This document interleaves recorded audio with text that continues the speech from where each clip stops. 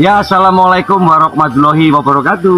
Waalaikumsalam warahmatullahi wabarakatuh. Terima kasih, salam damai sejahtera selalu bagi kita semua dan salam rahayu. Seru sekali kita sekarang lagi bercengkrama, duduk lesehan di Tanah Mahatikan. Tempatnya di Dusun Cepiples, Tarik, di Dusun Singo Gale, galenya Singo. Ada singgasana yang menggali di sini. Di daerah Kecamatan Tarik, Kota Sidoarjo, perbatasan Mojokerto. Dan di belakang kami sekitar 200 meter ini ada Sungai Brantas. Betul ya Pak ya? Sungai Brantas. Kita sekarang berada di Sawung Jamblang. Wah, keren sekali hari ini. Ada saya Bang Rama sebagai presenter, sebagai leadership komando budaya di sini. Sekaligus ada Mbak Hendro, ahli di spiritual di bentuk UMKM seperti partikel-partikel apa ya, akik, keris, macam-macam ya Mbak ya. Nah, juga kesehatan. Dan sebelahnya Mbak Hendro adalah ada juru arutala kita, Bapak Muhammad Suparman. Di sampingnya ada Cak Fata. Nah, ini bagian publikasi properti di sini. Dan yang pakai kerudung coklat, ibunda kita, Ibu Mbak Iin atau Bunda Iin, yang selalu menyediakan banyak hal di sini, khususnya buat makanan kuliner dan sebagainya. Nah, di sebelah kanannya juga ada Mbak Astrid. Ini juga leadership bagian UMKM Humas. Dan kanannya Mbak Astrid ada Mas Remo, sehingga wanteng dewe iki. Wah, sip. Oke, sahabat pemirsa senusantara, khususnya di Indonesia ini ada semacam nama Nusantara. Karena zaman dulu di Hindia Belanda, nama Nusantara juga sudah ada, menuju kehidupan yang setara. Konsep ini dibawa sampai ada Sumpah Palapa, kemudian ada Sumpah Pemuda. Di mana munculnya yang ketiga sumpah ini? Paling tidak kita ciptakan karya bakti untuk nusa dan bangsa ini, yaitu Sumpah Bakti. Di sini nanti ada muncul Sumpah Bakti, bakti untuk negara kita, Ibu Pertiwi. Karena lahirnya kita dari tanah, saudara. Kenapa kok begitu? Tanah Ibu Pertiwi ini saya ceritakan sedikitnya sebelum kita konsep sampai menuju ke titik nol nanti. Bahwa kita dilahirkan dari tanah. Padi-padi yang ditanam di tanah dimakan oleh ayah dan ibu kita sebelum kita ada.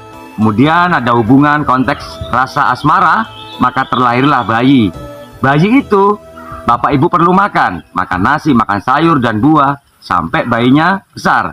Kemudian kita dilahirkan. Berarti jelas kita lahirnya dari tanah. Tumbuh-tumbuhan ini, buah-buahan, sayur-mayur ini harus diberikan penyegaran dan diperbudidayakan. Inilah keunggulan di Sawung Jamblang. Di tempat ini akan diajarkan anak-anak pendidikan tentang ekstrakurikuler, tentang budi pekerti. Karena banyaknya sekarang kamuflase imajinasi di otak kanan ini, HP, maka terjadi anak-anak marah.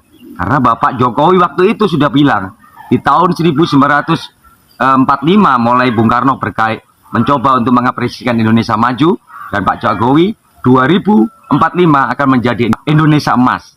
2045 Indonesia emas. Berarti kalau 45 kita selamatkan dulu anak TK yang usia 5 tahun, 6 tahun, 7 tahun, SD sampai 10-12 tahun.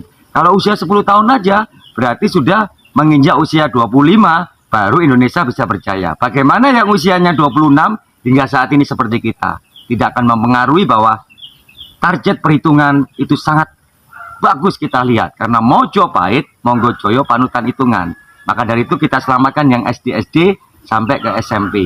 Dan yang lainnya akan mengikuti literasi. Karena ingarso tuntulodo, imatio bangun kaso, tuturi handayani. Itulah konsep itu.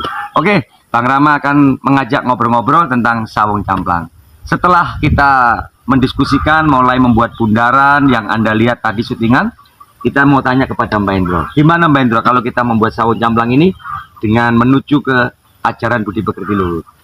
Ya, sangat bagus. Sekarang kan baru kita akan mengajarkan budi pekerti. Itu yang perlu kita gagas sekarang. Sekarang kebanyakan budi pekerti itu disalahgunakan. Bahkan katanya tahu tapi ternyata belum mengerti. Dari perilaku tadi ya? Perilaku tadi.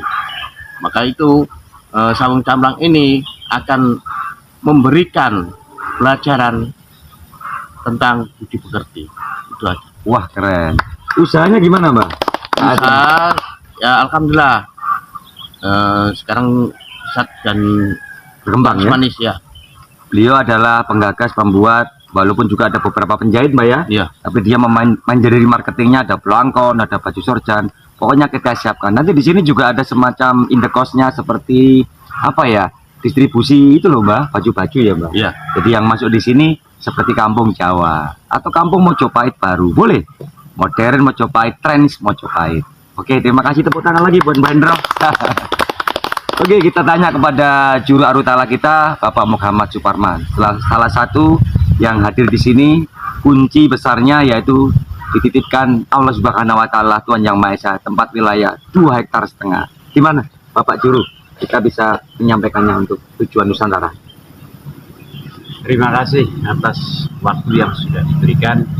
Sebelumnya saya ucapkan Assalamualaikum warahmatullahi wabarakatuh. Waalaikumsalam warahmatullahi Salam wabarakatuh. sejahtera, rahayu, rahayu.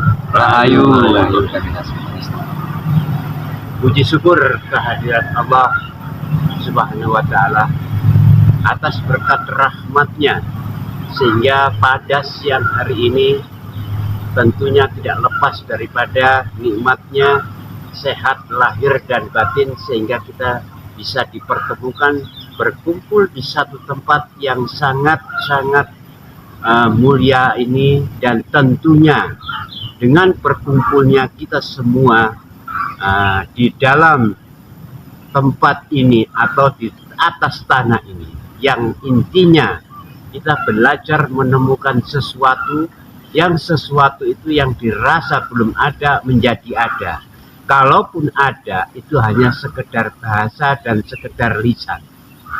Untuk itulah sahabat pemirsa di Nusantara dimanapun berada yang dirahmati Allah, Amin, amin. dirahmati Tuhan, marilah sama-sama mulai detik ini, mulai jam ini, mulai hari ini, terus kita belajar menarik diri, bebenah diri. Tadi sudah disimpulkan sama narasumber Bang Rama, ada juga Mbak Hendro, mengupas tuntas tentang budi pekerti luhur. Memang betul yang kita rasakan, budi pekerti luhur ini adalah segalanya. Negara kita tanpa ada landasan, tanpa ada dasar budi pekerti luhur ini, mustahil kita akan menuju Indonesia emas. Tadi beliau katakan Bang Rama, di tahun 2045 menuju Indonesia emas. Yang pasti anak bangsa akan menuju Indonesia emas tergantung kita sebagai orang tua, tergantung kita dari sekarang ini.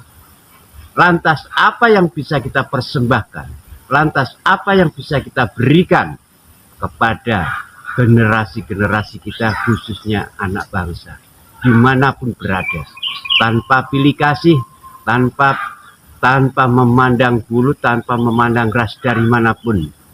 Untuk itulah lewatan Sawung Camplang ini kami bertekad, kami berniat bagaimana budi pekerti luhur ini betul-betul bisa kita sentuhkan ke generasi-generasi penerus ini. Karena dengan sentuhan-sentuhan itu, yakin Indonesia emas akan menjadi wujud dan nyata, bukan hanya angan-angan belaka.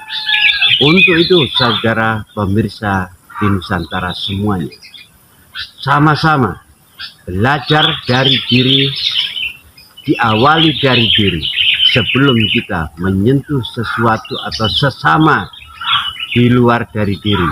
Untuk itulah, sekali lagi lewat Sawung Camplang ini, sama-sama kita satukan hati, satukan pikiran, satukan frekuensi, sehingga kita bisa menjadikan budi pekerti luhur itu akan menjadikan wujud nyata, bukan hanya slogan belaka, tapi betul-betul bisa dirasakan dalam kehidupan sehari-hari. Karena disitulah terciptanya Indonesia emas. Baik, kepada saudara-saudariku dimanapun berada dan yang berkumpul di siang hari ini, sama-sama kita mulai bebenah dari diri. Dari diri inilah kita akan siap start dengan menyebut nama Tuhan, dengan kebesaran Tuhan, dengan kuasa Tuhan. Apa yang kita rasakan selama ini sudah saatnya kita keluarkan, harus kita keluarkan. Rasanya itu yang bisa kami sampaikan dari Sawung Camplang. Kurang lebihnya bila ada salah kata ucap, mohon dimaafkan. Kalau itu memang salah mutlak dari diri saya, tapi kalau itu ada satu kebenaran apa yang saya sampaikan, itu hak Allah dan Tuhan yang punya. Amin. Baik, walhidayah. Assalamualaikum warahmatullahi wabarakatuh. Waalaikumsalam warahmatullahi wabarakatuh. Amin. Kita kembali support. Kita berada di Sawung Camplang. Ya. Seru sekali. Jadi Bapak juru kita sudah memberikan satu support dan pengertian dan wawasan untuk bangsa. Oke, kita menuju lompat sedikit ya, Mbak Astrid. Kalau nanti ini terjadi di wilayah ini, kalau boleh dikasih masukan, apa yang mau disampaikan? Karena tradisi ini sangat kuat tentang kultur budaya lokal ini. Menurut Mbak Astrid gimana? Sebelumnya saya terima kasih banyak. Saya dikasih arahan, dikasih waktu dan tempat untuk berbicara di sini. Amin, amin. Menurut saya, karena ini tujuan kita untuk kesejahteraan anak-anak bangsa, kemajuan anak-anak bangsa yang banyak terpengaruh dengan gadget, HP terutama. HP terutama. Ya, kebanyakan link-link yang tidak bermanusiawi, dengan seperti itu. Nah, di sini di Sawung Camplang kita adakan kegiatan yang benar-benar mengarah ke budi pekerti, seni budaya, tempo dulu. Kita kenalkan kembali ke anak-anak yang masih dini, yang belum tahu apa itu kegiatan yang di luar dan tidak bermoral. Nah, nantinya di sini kita adakan juga sekolah dan ada juga UMKM, kegiatan-kegiatan yang membawa anak-anak kita semakin maju, berguna untuk negara dan bangsa. Amin. Seperti itu. Wah, keren, tepuk tangan dulu Mbak Astrid. Seperti Lombok ya, kecil tapi pedas gitu ya, karena pakai selendang merah.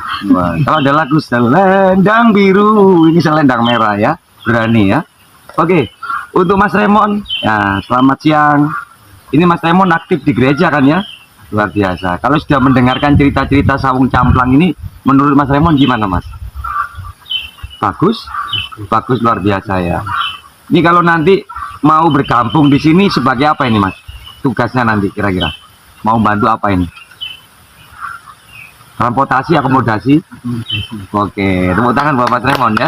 Yang penting semua manfaat ditaruh di unitnya masing-masing. Untuk Cak Fata di sana, Mbak Fata, tugasnya siap ya? Siap ya. Beliau sekarang lagi menggali kolam, bukan gali kuburan loh, gali kolam ya.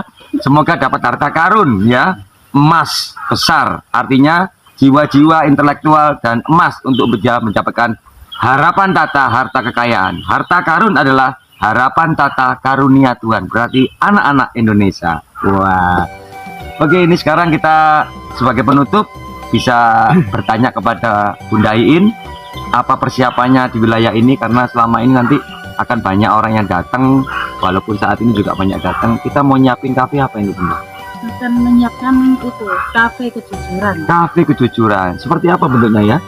Makan sendiri, ambil sendiri, bikin kopi sendiri, makan sendiri. Tapi maksudnya tidak bawa kopi dari rumah tuh dimakan loh ya. Di sini udah ada kopinya kan gitu ya.